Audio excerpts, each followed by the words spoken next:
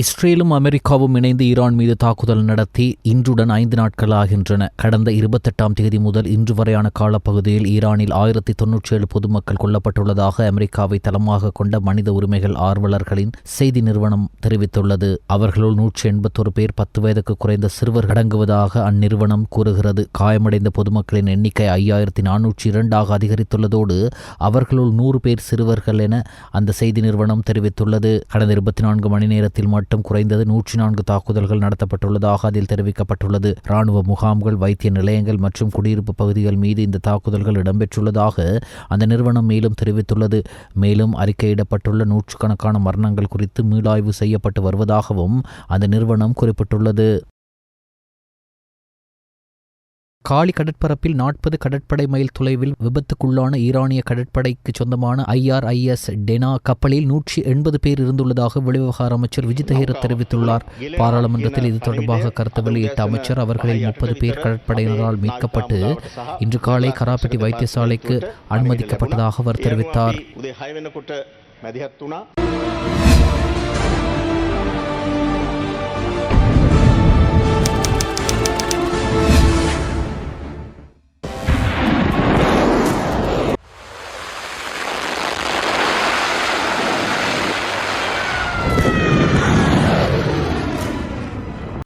ஈரானின் உச்சத்தலைவர் அயத்துல்லா அல் கமேனி பிப்ரவரி 28ஆம் தேதி அமெரிக்க இஸ்ரேலிய கூட்டு தாக்குதலில் கொல்லப்பட்டதைத் தொடர்ந்து அவரது மகன் மொஜ்தபா ஒசைனி கமேனி புதிய உச்ச தலைவராக தேர்ந்தெடுக்கப்பட்டுள்ளார். ஈரானின் நிபுணர்கள் குழு இவரை தேர்ந்தெடுத்ததாக தகவல்கள் தெரிவிக்கின்றன. 36 ஆண்டுகள் ஈரானை ஆட்சி செய்த கமேனி ஆபரேஷன் எஃபிக் கியூரி என்ற பெயரில் நடத்தப்பட்ட வான்வெளி தாக்குதலில் தனது குடும்பத்தினருடன் உயிரிழந்தார். தற்போது 4வது நாளை எட்டியுள்ள இந்த போரில் இதுவரை 700க்கும் மேற்பட்டோர் கொல்லப்பட்டுள்ளனர். இதற்கு பதிலடியாக ஈரான் நடத்திய ஏவுகணை தாக்குதல்கள் துபாய், கத்தார் மற்றும் பாரைன் ஆகிய வளைகுடா பகுதிகளை பாதித்துள்ளன. டொனால்ட் ட்ரம்ப் பேச்சுவார்த்தைக்கு இனி இடமில்லை என எச்சரித்துள்ள நிலையில் கமேனியின் மகன் புதிய உச்ச தலைவராக தேர்ந்தெடுக்கப்பட்டுள்ளது பெரும் பரபரப்பை ஏற்படுத்தியுள்ளது. துபாயில் அமெரிக்க தூதரகம் மீது ஈரான் ட்ரோன் தாக்குதல் நடத்தியுள்ளது. இதில் தூதரகத்தின் ஒரு பகுதி தீப்பற்றி கொண்டது. எனினும் யாருக்கும் காயம் ஏற்படவில்லை என அதிகாரிகள் தெரிவித்தனர். ஈரான் மீது அமெரிக்கா இஸ்ரேலின் கூட்டு தாக்குதலை தொடர்ந்து அந்நாடு அண்டை நாடுகளான வளைகுடா நாடுகள் மீது தாக்குதல் நடத்தி வருகிறது. துபாயில் அமெரிக்க துணை தூதரகம் மீது ஈரான் ட்ரோன் தாக்குதலை நடத்தியுள்ளது. இதில் தூதரக வளாகத்தில் சிறிய அளவில் தீ விபத்து ஏற்பட்டது. அங்கிருந்த அமெரிக்க தூதரக அதிகாரிகள், ஊழியர்கள் பத்திரமாக வெளியேற்றப்பட்டனர். தீ விபத்து கட்டுப்படுத்தப்பட்டது என துபாய் அதிகாரிகள் உறுதிப்படுத்தியுள்ளனர். மீட்புக் குழுக்கள் உடனடியாக செயற்பட்டன. யாருக்கும் காயம் ஏற்படவில்லை என அதிகாரிகள் தெரிவித்தனர். சவுதி அரேபியாவில் உள்ள அமெரிக்க தூதரகத்தின் மத்திய புலனாய்வு முகவரக மையம் ஒன்றின் மீது ட்ரோன் தாக்குதல் நடத்தப்பட்டுள்ளதாக தெரிவிக்கப்படுகிறது. ரியாதில் உள்ள தூதரக வளாகத்தின் மீது 2 ட்ரோன்கள் தாக்குதல் நடத்தியதை அமெரிக்காவும் சவுதி அரேபியாவும் உறுதிப்படுத்தியுள்ள போதிலும் இத்தாக்குதலின் இலக்கு CIA மையமா என்பது குறித்த தகவல்கள் இதுவரை வெளியாகவில்லை என ராய்ட்டர்ஸ் செய்திச் சேவை தெரிவித்துள்ளது. இந்த தாக்குதலினால் தூதரகத்தின் கூரையின் ஒரு பகுதி இடிந்து விழுந்துள்ளதோடு உட்பகுதி புகையினால் சூழப்பட்டுள்ளதாக அந்த செய்தி சேவை மேலும் குறிப்பிட்டுள்ளது. தூதரகத்திற்கு சேதம் ஏற்பட்டுள்ள போதிலும் அங்கிருந்த பணியாளர்களை அதே இடத்தில் இருக்குமாறு அறிவுறுத்தப்பட்டுள்ளதாக தெரிவிக்கப்படுகிறது.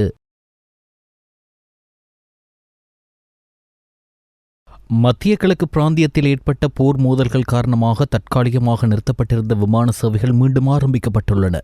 அதற்கமைய நேற்று பிற்பகல் கட்டுநாயக்க சர்வதேச விமான நிலையத்திலிருந்து துபாய் நோக்கி முதலாவது விமானம் புறப்பட்டு சென்றது. ஃபிட்ஸ் ஏர் விமான சேவைக்கு சொந்தமான 8D-821 என்ற விமானம் நேற்று பிற்பகல் 1:20 மணியளவில் கட்டுநாயக்காவிலிருந்து துபாய் நோக்கி புறப்பட்டதாக விமான நிலைய பொறுப்பதிகாரி தெரிவித்தார். இந்த விமானத்தில் 47 பயணிகளும் 10 விமான பணியாளர்களும் பயணித்ததாக தெரிவிக்கப்படுகிறது. மத்திய கிழக்கு வான்பரப்பு குறிப்பிட்ட ஒரு காலப்பகுதிக்கு மாத்திரம் திறக்கப்பட்டுள்ள நிலையில் அந்த இடைப்பட்ட நேரத்தில் விமானங்கள் இவ்வாறு மத்திய கிழக்கு நாடுகளுக்கு பறக்கின்றன. இதற்கிடையில் ஏர் அரேபியா நிறுவனத்திற்கு சொந்தமான G9509 என்ற விமானம் நேற்று மாலை 4:45 மணியளவில் கட்டுநாயக்காவிலிருந்து சார்ஜா நோக்கி புறப்பட்டு சென்றுள்ளது. இதில் 44 பயணிகளும் 10 பணியாளர்களும் பயணித்துள்ளனர். எதிர்வரும் நாட்களில் மத்திய கிழக்கு பிராந்தியத்திற்கான ஏனைய விமான சேவைகளும் படிப்படியாக வளமைக்கு திரும்புவதற்கான அதிக வாய்ப்புகள் உள்ளதாக கட்டுநாயக்க விமான நிலைய வட்டாரங்கள் தெரிவிக்கின்றன.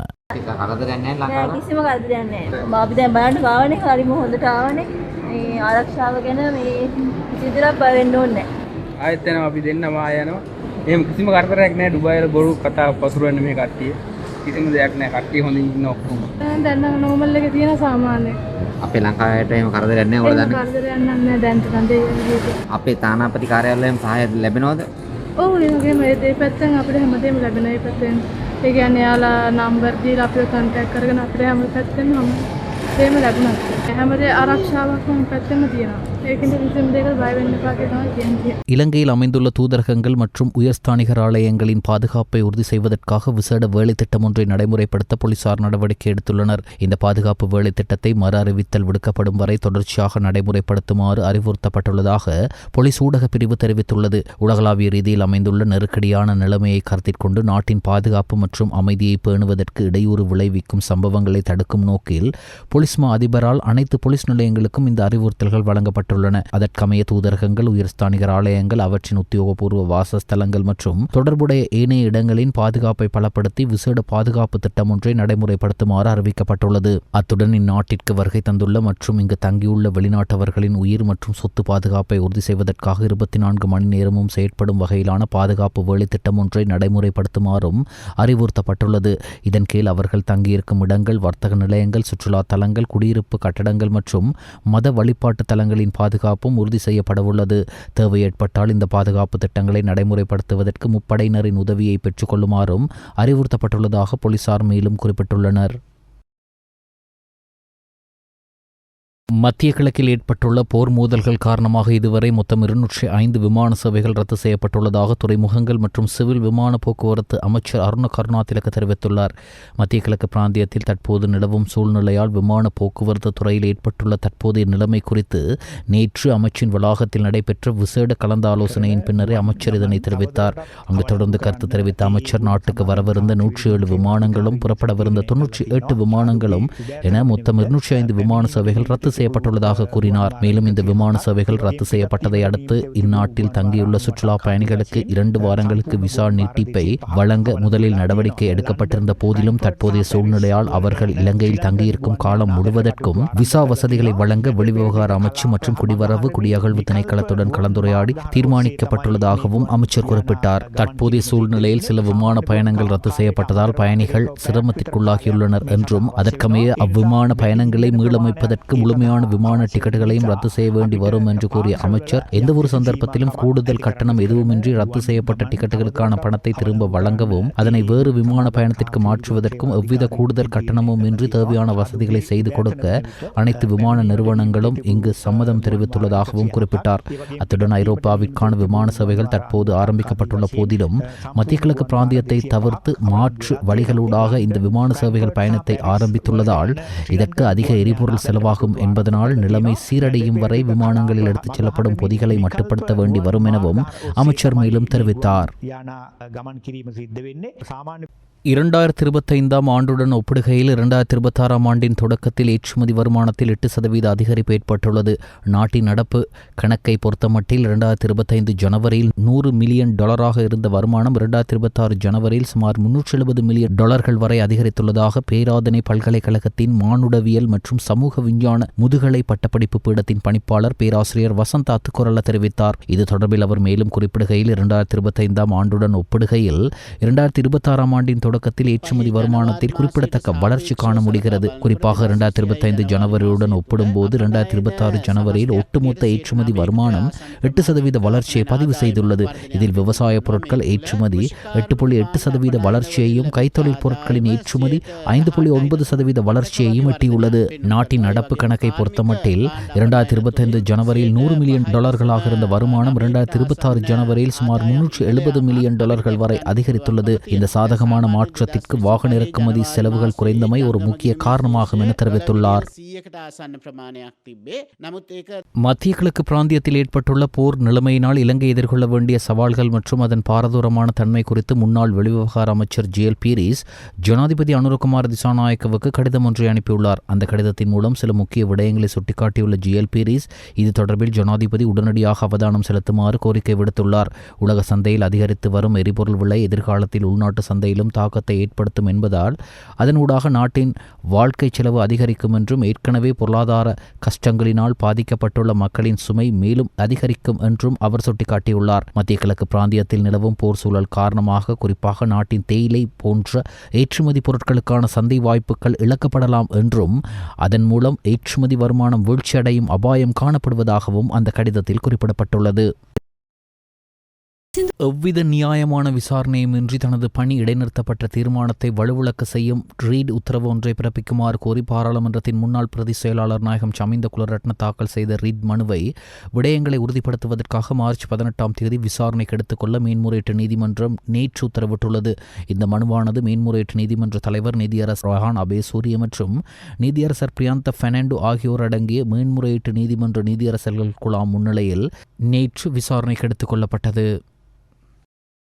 சட்டவிரோதமான முறையில் கடத்த முயன்ற சுமார் 1,35,00,000 ரூபாய் பெறுமதியான 25 நட்சத்திர ஆமைகளுடன் 2 இலங்கை பயணிகள் கைது செய்யப்பட்டுள்ளனர். நேற்று முன்தினம் காலை கட்டுநாயக்க விமான நிலைய வெளிச்செல்லும் முனையத்தில் வைத்து சந்தேக நபர்கள் விமான நிலைய சுங்க அதிகாரிகள் மற்றும் இலங்கை சுங்க பிரிவின் பல்லுயிர் கலாச்சார மற்றும் தேசிய மரபுரிமைகள் பாதுகாப்பு பிரிவின் அதிகாரிகளால் கைது செய்யப்பட்டுள்ளனர். கைது செய்யப்பட்டவர்கள் கொழும்பு கொலன்னாவ பிரதேசத்தைச் சேர்ந்த 28 மற்றும் 45 வயதுடையவர்கள் எனவும் இவர்கள் செல்லப்பிராணிகள் விற்பனை வியாபாரத்தில் ஈடுபட்டு வருபவர்கள் எனவும் அடையாளம் காணப்பட்டுள்ளனர்.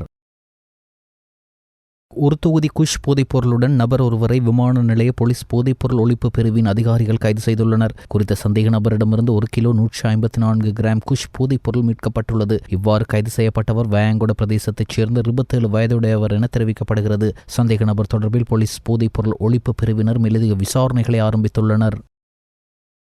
கொழும்பு 12 பீராசாஹிப் வீதியில் உள்ள மஸ்ஜிதுல் ரஹ்மானி மஹால் மத்ரசாவின் இஃப்தார் நிகழ்வு கடந்த ஞாயிற்றுக்கிழமை பள்ளிவாசல் தலைவர் மௌலவி அக்ஷேக் MNM சிமான் தலைமையில் இடம்பெற்றது. இதன்போது பள்ளிவாசலின் செயலாளர் MM நுக்மார் வழங்கினார். விசேட பயானை பெட்டா மஸ்ஜித் சம்மேளன தலைவர் LM லமீர் ஆஃபீஸ் வழங்கினார். துஹா பிரார்த்தனையை அக்ஷேத் MM சஜுர் ரஹ்மான் வழங்கினார். இஃப்தார் நிகழ்வு பெட்டா சம்மேளன உறுப்பினர்களும் அப்பகுதி மக்கள் பலரும் கலந்து சிறப்பித்தனர். அபுதாபியில் இருந்த ஸ்பெயின் நாட்டவர்கள் அவர்களது சொந்த நாட்டுக்கு மீண்டும் திரும்பியுள்ளனர். கடந்த தினங்களாக அவர்கள் நித்திரை விழித்திருந்ததாகவும் ட்ரோன் தாக்குதல்கள் தொடர்ந்து இடம்பெற்று வந்ததாகவும் அந்த பீதியில் அவர்கள் இருந்ததாகவும் அவர்கள் தெரிவித்தனர். இன்னும் ஏராளமானவர்கள் அபுதாபியில் தங்கியிருப்பதாகவும் விரைவில் அவர்களும் நாட்டுக்கு திரும்புவார்கள் என்றும் அவர்கள் தெரிவித்தார்கள். தஞ்சாவூர் மாவட்டத்தில் உள்ள கழகத்தின் நிர்வாகிகள் கூட்டத்தில் தமிழக வெற்றிக் கழக தலைவர் விஜய் கலந்து கொண்டார். அவர் அங்கு உரையாற்றுகையில், நம்ம விவசாயிகள் கஷ்டப்பட்டு விளைய வச்ச அந்த நெல்லெல்லாம் மழையில் நனைஞ்சி வீணா போச்சே, டெல்டாக்காரன்னு சொல்லிக்கிற நீங்கள் அதை எதாவது கவனிச்சிங்களா? அவங்களுடைய போராட்டம் எதுக்காவது கூட போய் நின்றுக்கிறீங்களா? கூண்டாஸில் மட்டும் போடுவீங்க. இதானே உங்களுடைய அந்த சாதனை? பரந்தூர் பிரச்சனை உங்களுடைய உண்மையான நிலைப்பாடு என்ன? மேல்மா விஷயத்தில் உங்களோட உண்மையான நிலைப்பாடு என்ன? தமிழகத்தில் இருக்கிற எல்லா ஆறுகளையும் இணைப்போம், இந்தியாவிலேயே நாங்கள் தான் அதை பற்றி ஃபஸ்ட்டு யோசித்தோம் அப்படின்னு பெருமையாக சொல்லிக்கிற இந்த திமுக கவர்மெண்ட் அவங்களுடைய நேக் என்னன்னு சொல்லவா? இந்த மாதிரி பெரிய பெரிய திட்டங்கள்லாம் ஆட்சிக்கு வந்த உடனே செய்ய மாட்டாங்க. அந்த ஆட்சி முடிகிற டைமில், அந்த கடைசி 6 மாதம், அந்த 1 வருஷம், அந்த 1.5 வருஷத்தில் அதுக்கான திட்டத்தை கொண்டு வருவாங்க, அதுக்கான அடிக்கலை நாட்டுவாங்க. அதுக்கப்புறம் எலெக்ஷன் வரும், தோற்றுருவாங்க. இலங்கை இந்தியாவில் நடைபெற்று வரும் 10வது ICC 2020 உலகக்கிண்ண தொடர் தற்போது இறுதிக்கட்டத்தை எட்டியுள்ளது. இலங்கை அல்லது பாகிஸ்தான் அணிகளில் ஒன்று அரையிறுதி சுற்றுக்கு தகுதி பெறாத காரணத்தினால் அரையிறுதிப் போட்டிகள் இரண்டும் இந்தியாவிலேயே விளையாடப்பட உள்ளன. குழு டியில் அங்கம் வகித்திருந்த தென்னாப்பிரிக்கா, நியூசிலாந்து அணிகள் கொல்கத்தா ஈடன் கார்டன் மைதானத்தில் இன்றிரவு 7 மணிக்கு ஆரம்பமாகும் முதலாவது அரையிறுதிப் போட்டியில் பல பரீட்சை நடத்தவுள்ளன. இப்போட்டியில் வெற்றி பெறும் அணி 8ஆம் திகதி நடைபெறும் இறுதிப் போட்டிக்கு முன்னேறும். குழுநிலை போட்டியில் ஏற்பட்ட தோல்விக்கு நியூசிலாந்து பதிலடி கொடுக்குமா அல்லது தென்னாப்பிரிக்கா தனது வெற்றி பயணத்தை தொடருமா என்பதை இந்த போட்டியின் முடிவில் தெரியவரும். அத்துடன் இந்தியா இங்கிலாந்து மோதும் 2வது அரையிறுதிப் போட்டி நாளை மும்பையில் நடைபெற உள்ளது.